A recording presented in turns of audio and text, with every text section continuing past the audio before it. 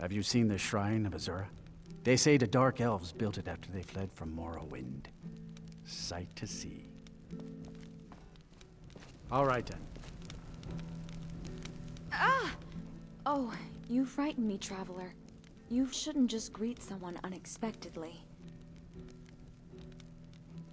So my brethren used to tell me, but I feel it's warranted. I don't care if Ulfric himself bent his knee and asked me to join the cause. I'm staying inside where it's safe and warm. Was a Stormcloak. Now I'm just an ordinary shut-in, never going to leave this inn, as long as Meraki is willing to have me. Maybe I can marry his son, and then they'll let me stay here forever. He's nice enough. Got good hair, good teeth, and the inn will be his when Meraki's gone, so I wouldn't have to pay for a better room. I'm cursed. It's been with me since I was a young child. It's the only explanation for what happened at Helgen. No, I'll starve to death first. I am a daughter of Skyrim. I don't fear death. I fear fear. And spiders. But everyone's afraid of crawlies. Ah! Ah! Get it off of me! Wait, I don't feel anything. That's a mean trick. Oh, lots of things, although they usually happen at night. And when I'm alone. But I can't take that chance of them happening when others are around. I'd go out and help Redlith pick out cabbage heads. Only they wouldn't be cabbage heads. They'd be the heads of little children. Then maybe Ragnar will ride by, still making the journey to Whiterun as a headless phantom. Or maybe I'd visit Rorik's manor, and that bear he has mounted on his wall will come alive and reach down and bite him, right while he's cooking. Even here there are times I feel like my presence is a danger. Sometimes when I look up at the animals mounted above Meraki, I see the eyes move, as if someone were looking at me from behind them.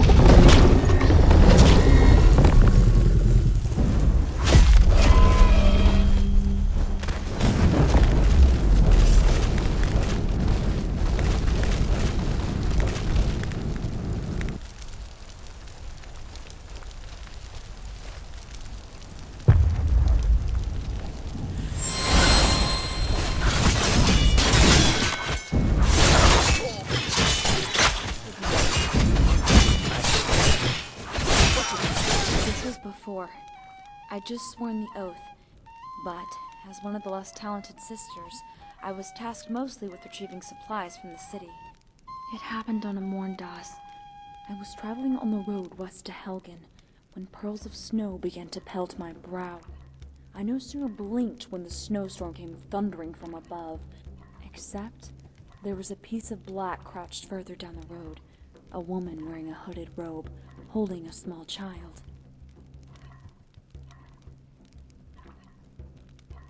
You must have us confused with Imperials, friend. Retrieving the supplies was my duty as a soldier, but the mother and child were my duty as a Nord. I called out to her. I was relieved when she stood up, but the relief was short-lived. She scurried off into the forest. It was no place for a child. The sun was dimming, and in the winter, the night is as fast as it is long. The air was cold, but not the kind of cold that pimples your skin. No, this cold was raw enough that you could feel it pass through your teeth, even when your mouth was closed. Damn you!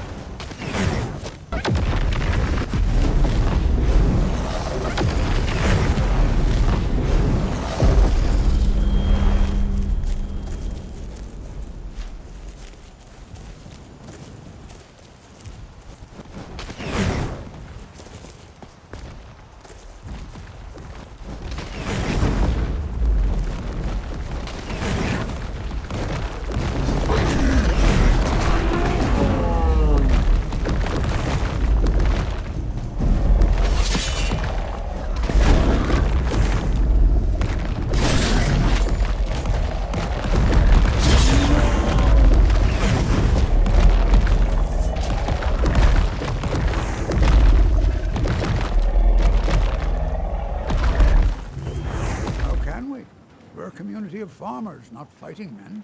If not for the war, we might have enough guards in the hold to protect the settlements.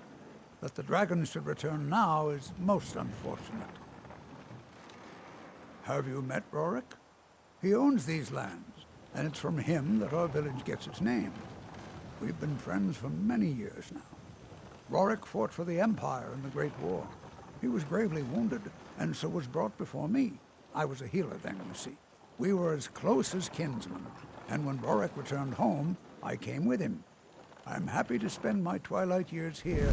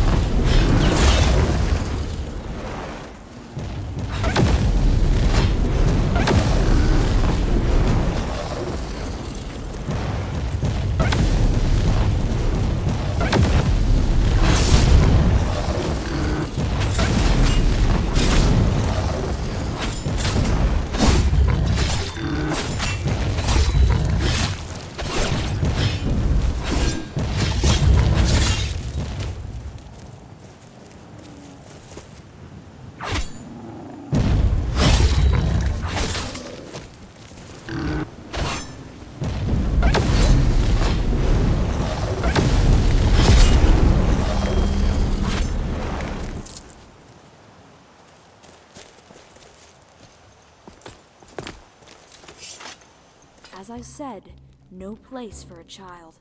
So I hurried after her. Best I could tell, she was headed towards Orphan Rock, the one place every Nord child in Helgen fears. A Hagraven's nest, but it isn't Hagravens that made this story.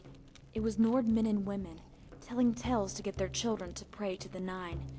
The story went that if you forgot to pray, Arkay would send Hagraven to snatch you from your bed. Children were told that all the witches that hunt Orphan Rock were once boys and girls like them.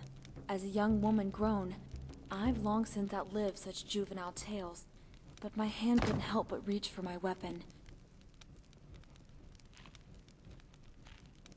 Darkness set in. I bit my lip, trying to keep my focus on the woman and the child. I followed their tracks through the narrow passageway formed by the rock, but when I came out on the other side, the trail had vanished. I found myself standing in a plot of followed dirt, empty save a rock marker. I called out again to the woman, but there came no answer. Then I called out once more, and then came a reply. It was no, not the snow jumping off the dirt, and that's when the clouds shifted. It wasn't a rock marker. It was a grave marker.